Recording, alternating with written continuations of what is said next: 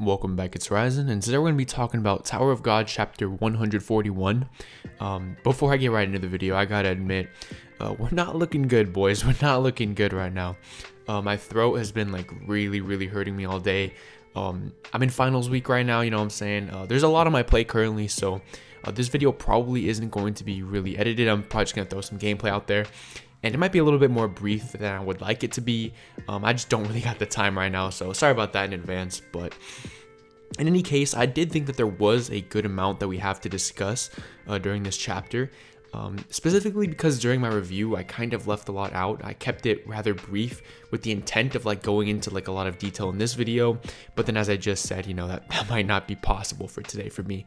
But I still wanted to get the video out regardless. So the first thing I needed to talk about was Yama. Yama's power is absolutely insane. He ended up taking out Kraken in the last chapter, and I believe Kraken is like one of Lopobia Traumare's, I don't know why I said his full name, that's weird, one of Traumare's like main beasts, right? I think, correct me if I'm wrong, it's like 22, 23, 24, something like that. He has like 20 something beasts that are like a part of his main beast squad, right? Of animals that he controls. And I think the Kraken was one of them. Correct me if I'm wrong, by the way. I might be messing that up. But in any case, the Kraken was incredibly powerful. And this was not something I expected Yama to be able to really box. And Yama kind of clapped on it, which is, it really does speak volumes to his power-up. So he ended up achieving, in the translation I read, it was like really scuffed translation. People were telling me in the comments as well to not read that translation anymore. So, yeah, I probably won't. But it said, like, the translation I read called it half a Mimisa in Yama's body. And I was like, bro, what even is that, you know? But you guys explained to me, and, you know, I read the official translation. It actually means, like, Yama's full transformation, like a total transformation into, like, total beasthood, but only in half of Yama's body.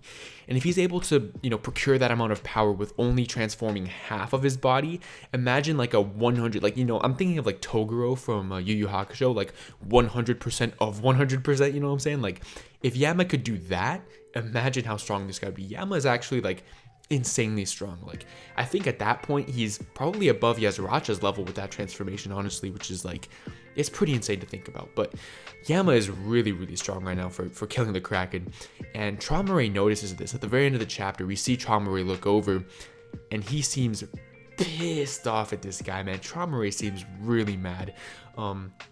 Because Traumare was getting annoyed at the fact that there was people like clamoring, walking around talking while he was trying to do this thing with Bomb. Like, this thing with Bomb is incredibly important to him. Like, even the fact that he just the fact that he pulled up speaks volumes. The fact that he's actually offering this to Bomb, and the fact that Bomb is rejecting it is already like really pissing him off.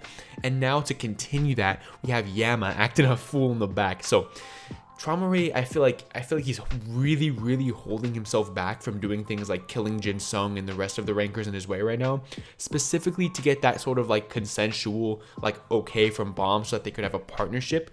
But now that that's taken a nosedive, and now that you know, everything is pretty much taking a nosedive for Traumare, he's just taking L after L, literally getting like refused by like this little Bomb, this little D rank regular type of kid, refusing his proposal. And now we have Yama acting a fool, killing one of his his greatest assets as a family leader. Those creatures are literally like part of what make him so powerful, and we have Yama killing one. Like, Yama is not getting away with this. I'm sorry, like, I don't think Yama's gonna die, but Traumare is definitely gonna target him. I think Traumare is gonna be pissed off at this, and I don't think killing Yama would necessarily be the type of thing to, like, you know, totally make Bomb distraught. Because like, if Traumare was to kill Jin Sung right in front of Bomb's eyes, that's it. Negotiations are over, you know what I'm saying? Bomb now 100% will hate this man for life. But if Traumare kills Yama, I don't think it would cause, at least in Traumare's mind, would cause like Bomb to hate him for life necessarily. So you know, he might just kill Yama, then try to like continue the negotiation. You know, I don't know, it's just a little speculation on my part. But that was honestly like one of the small parts of this chapter. My favorite part of this chapter was Jin Sung Ha's talk no jutsu, man. I really enjoyed their dialogue here. I don't want it to come off like I was disappointed, because during my reaction, I wasn't disappointed by the dialogue that they were given. I was a little bit disappointed by Traumare not going, like, because, okay, I've been wanting Traumare to go demon mode for the past couple chapters now, and the fact that he hasn't gone demon mode yet and just started taking heads, bothered me a little bit. And, you know, I was expecting like, and you know, I didn't really expect their whole conversation to happen. So I apologize if I came off as like disappointed by their dialogue, but in reality, I really, really enjoyed the dialogue between these two characters. So basically, Jin Sung-ha was explaining to Tramway that, look, even though you're a family leader, as a person who exists in the tower, right, you're still below the administrators. And according to the administrators, all humans have the right to free will, right? This is why you control beasts. You control people like Yasracha, like, you know, Wang Wang, for example. People that aren't human, right? You don't control humans. You only control beasts. You're the king of beasts. You control all creatures, right? Not humans. You can't just remove free will from humanity as much as you would want to, right? And I thought this was very interesting because we know that Trauma is somebody who views everyone as an animal, right? So maybe Jin Sung is hitting a soft spot here because you know that Trauma has this god complex, right, where everybody's an animal. And here Jin Sung is calling everybody a human. It's good contrast. He's saying, look, you can't control humans. And, you know, this is fact. You know, he can't, like, he can pretty much, like, you know, force people to do things, but he can't, like, truly mind control them, I don't think, right? And so, correct me if I'm wrong, I think he can only mind control the animals, right? You know, I might be mistaken, but he's basically saying, look, you can't, you know, control humans, so just please, you know, let humans have their own free will, and you can control the animals. And Jin Sung is like, you know what, or not Jin Sung, sorry, Trauma is like, you know what, I think you're misunderstanding what's actually happening here. This is not a human controlling another human. This right now is humans trying to get in the way of nature, right? And so the way Trauma explains it, he kind of literally, like, at this point, he's putting himself above a god, right? At this point, because he's saying, whatever I say is literally just like nature, right? The example I gave during my chapter review is that if you're going to travel somewhere, right, you have a couple of options, right? You could go on a boat, you could fly, you could drive, right? You could walk, but you're never going to consider something like teleportation. You're never going to consider something like, I don't know, like burying like underground like a mole rat, right? And like digging your hands through, because it just, in terms of like nature, in terms of like physics, in terms of the way that, you know, our lives work, that's just simply not an option. So what Trauma is saying is that, look, whatever I say, it's literally just like nature. It's something that cannot be considered. It's something that doesn't, the concept of morality doesn't apply to it. The concept of like going around it, the concept of changing my mind, that just simply doesn't exist, you know? And, you know, I really like that. I think it's a good way that SIU puts these characters' god complex into perspective, because up until this conversation, it's kind of just been these family heads saying, I'm a god, you're a bug, you're a creature, right? But here we have like a more in-depth explanation onto their mindset and how Trauma specifically exactly views himself, right? More than just a god, but like the way he specifically views his like orders and whatnot. And, you know, I personally, I really enjoyed that. And now the final thing I kind of wanted to go over in this video was Bomb's morality. I thought I really overlooked that. I think, you know, I think probably most of the readers really overlooked Bomb's decision making throughout this, because of course we kind of already knew that Bomb was going to deny this, right? It's just the Bomb thing to do. But when you really, really break it down and think about it, we have Jin Sung-ha literally about to die. Trauma said, like, I will just kill everybody if you refuse. And Bomb still refuses, right? And I don't think that Bomb thinks that he can fight Trauma, because he literally told Leviathan, right?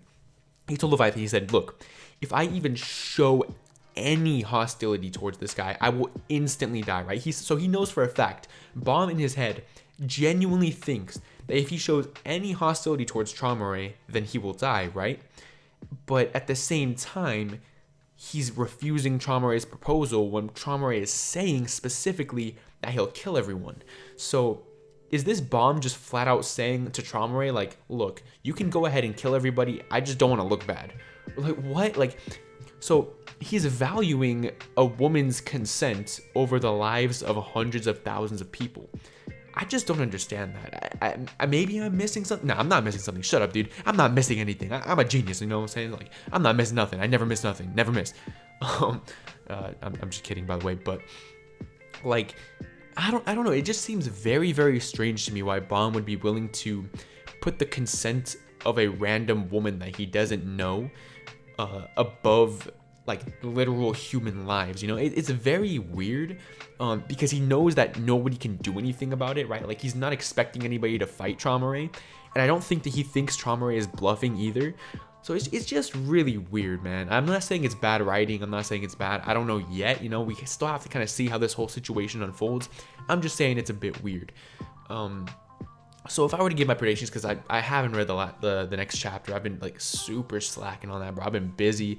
I've been hecka busy. So if I were to give my predictions for the next chapter, I'm gonna assume that Traumare is just gonna target Yama, because like, you know, what else is he gonna do, right? As I said earlier, Yama right now is looking like an absolute menace. He's out here defeating Traumare's like special creatures. He's out here about to, like, you know, do stuff with the portal. You know, he has to draw Traumare's attention here. So the only way Yama doesn't die here, because I said this before, I'm saying it again, nobody's stopping Traumare. If Traumare actually wants to take heads, if he has an intent to take a head, that head is being taken. So either Yama is going to die, or he's going to be successful and people are going to start getting teleported out, or Gustong is going to pull up.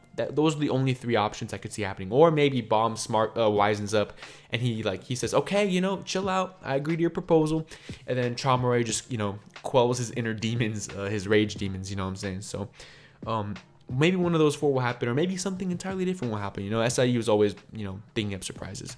So I think that's about it for this video. There's a lot more that I did want to talk about, but my throat, again, is just killing me right now. So I'm really sorry about this scuffed chapter review. I actually feel bad, but, you know, I wanted to get something out, and, you know, I got something out. I don't know what game is going to be in the background, but hopefully whatever it is, it's entertaining and it doesn't take away from the discussion. So yeah, thank you guys so much for watching this video to the very end. If you enjoyed, please be sure to leave a like and subscribe to the channel for reviews on every single chapter. I think in a couple days from now, we're going to have a chapter of Devoro come out, which is the Masked Man's manga. It's going to be on Webtoon too, so it's going to be both like a manga and a Webtoon. I'm going to be reviewing every chapter. That's going to be a monthly series, so expect once a month a video on that. So in a couple days, I'll do a Devoro video. A couple other things, I kind of want to change the way I approach these like chapter reviews. So I think I'm going to do a reaction and a discussion from now on, because like this, I wouldn't really necessarily be comfortable labeling something like this as a review. It's more like a discussion, sorry. So I think I'm going to go with reactions and discussions to just kind of cut the whole like review thing in general. So expect a reaction and discussion for Tower of God chapters every single week, and then Devoro every single month. A couple more changes I'm planning as well, but I kind of want to save that for another video because, yeah, my mouth is about to fall out my body right now, bro. Thank you to Libanus for being a patron, really appreciate it. And a massive shout out to Demon God Kane, Nicholas, and Gavin for being those irregular tier patrons, man. Your guys' support means the world to me, and, you know, everybody else who's always commenting on my stuff, liking my videos. You guys are the best, and, you know, I'll catch you guys in the next video. Peace out.